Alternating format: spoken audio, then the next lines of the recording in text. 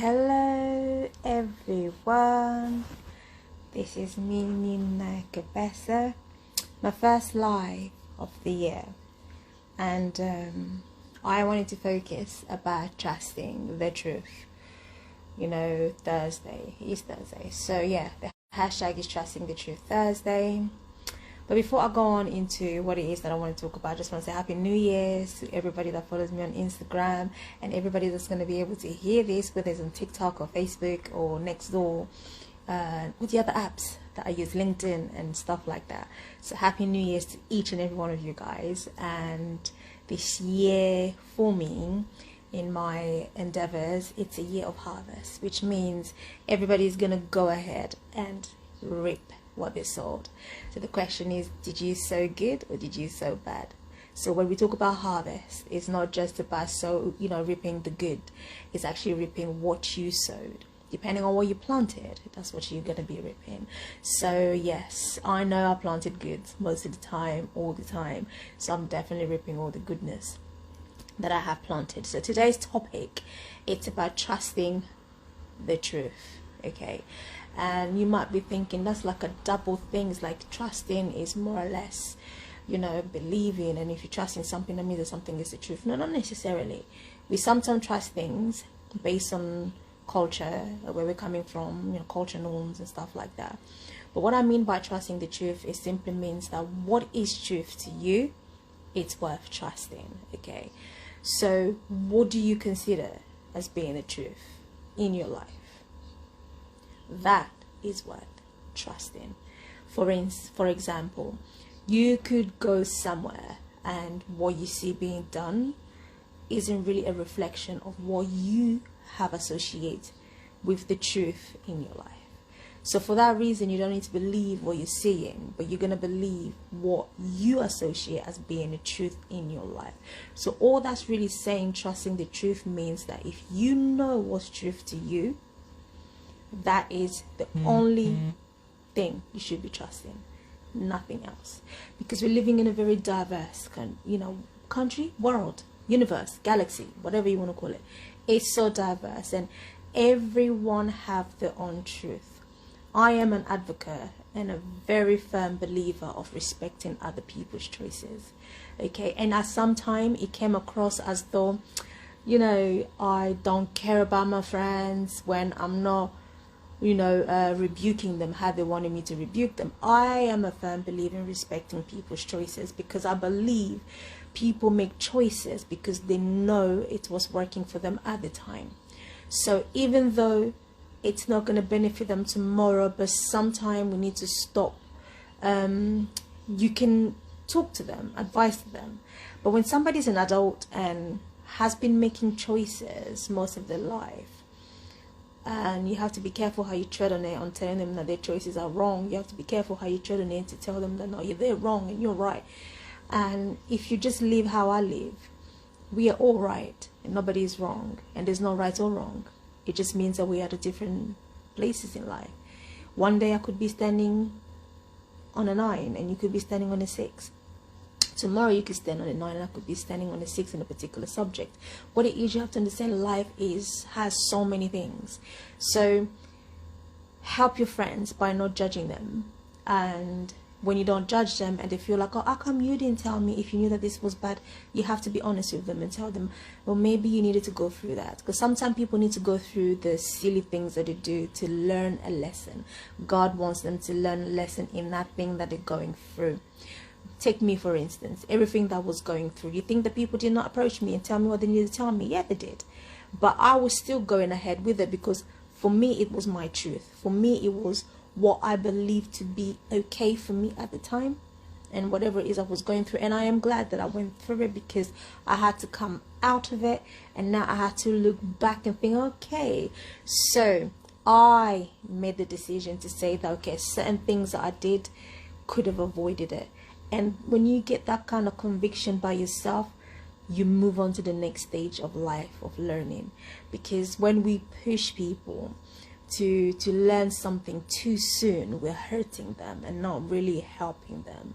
Okay, and I always take this and say, everybody perceive God in a different way. Everybody is talked to in a different way. Everybody sees life in a different way. So be very careful when you're trying to correct somebody, because, you know, you don't know where they are. You know, it's more convicting. Okay, how can I say it? When you see people who have conviction, this is what I want to do, it did not just surface overnight. It's because they had to go through certain wrongdoing for them to reach to that conviction. This is bad. I learned everything that I learned by myself, seeing that what I done and how I've approached certain situation could have been better. I could have avoided so many things, but then I don't I don't blame myself. When I look back, I don't judge myself. If anything, I applaud myself for having gone through it, because it's a challenge to have to go through something and later on admit to yourself that I could have done that better. It does not make you stupid. It just means that you needed to do that. Now that you know that, you're able to write books and stuff based around your experience. Because those of you who got the opportunity to read most of my book, you'll realize that my books are not really giving you solution. I'm just talking about what I've gone through, in hope that when you're reading it, you can be that honest with yourself. You can be that truthful to yourself. See, my books are more focusing on being true to self, being honest to self. You know, don't cheat life, because if you cheat life, you're only cheating yourself. So I talk about the experience that I've been through. I am as transparent can be, and it's not because I'm talking too much about my life. No, I don't have a life anyway. I have a God. I've always said that. But it's because I feel that when people can start to identify with somebody's truth, it makes them feel comfortable to also start talking about their own truth. We are not here to be talking about other people's truth. We're here to talk about our truth.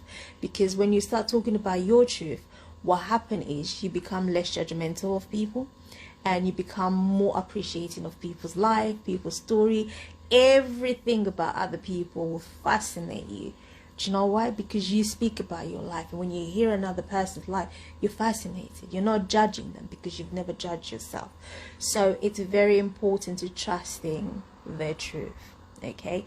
And what is the truth for you? That's what is worth trusting. And the truth for me is, I believe in walking in transparent due to whatever the things that I went through. I went through a lifestyle of hiding certain things that happened to me. I never used to speak about things that happened to me. But now, as the TFL in London has it, when you see it, you talk about it. You don't hide it. And talking about it doesn't necessarily mean that you're pointing fingers. You have to speak about it and how it makes you feel, so that you can process the whole thing and get it out of you, so that you can carry on in the focus of what you need to do in life. Life happens to everybody, good and bad, no matter which stage you are at life. But you need to understand it is you who need to process it and get it out. If you need help, seek for help. If you can't understand anything, ask. Okay? Nobody will look at you as being stupid, because people that look at people as being stupid have issues, and they need therapy. Because everybody is not stupid. It's a little spoken word that I wrote, but I've not yet released it. Everyone is actually not stupid, but people choose sometimes to be stupid. Everyone have the cleverness capacity of where they are, and if only you take the time to dive inside you and see you. I'm not talking about the you, your mom, your dad, your cousin, your family things, or people running. See you. You know the you. When you're in the bathroom and nobody's there, and sometimes you could be crying of something that you just can't deal with. That you. Yeah, that you. That's the you that you are. Be true to that you. Yeah, be very true to that you. Be kind to that you. And love that you. Because some of the things that you go through, people don't know. And it's not easy. So for anything, that you should be an inspiration in 2023. Trust that you. Really. Focus on that you. Get your energy on that you. It's not selfish. It's self-full. Okay? You cannot give the world what you do not have. So fill you up, love you up, build you up, and praise you up, like I always do every morning. Nights, my affirmations. I love myself. I think I'm the greatest writer that ever lived in the Democratic Republic of Congo. I think, all these things is very important. You have to really love you. It's a process. It's not something that's going to happen overnight. I've been on this journey for a very long time. And yeah, that's all I wanted to tell you guys today, is trusting the truth. And what is the truth to you? That is what you need to be trusting.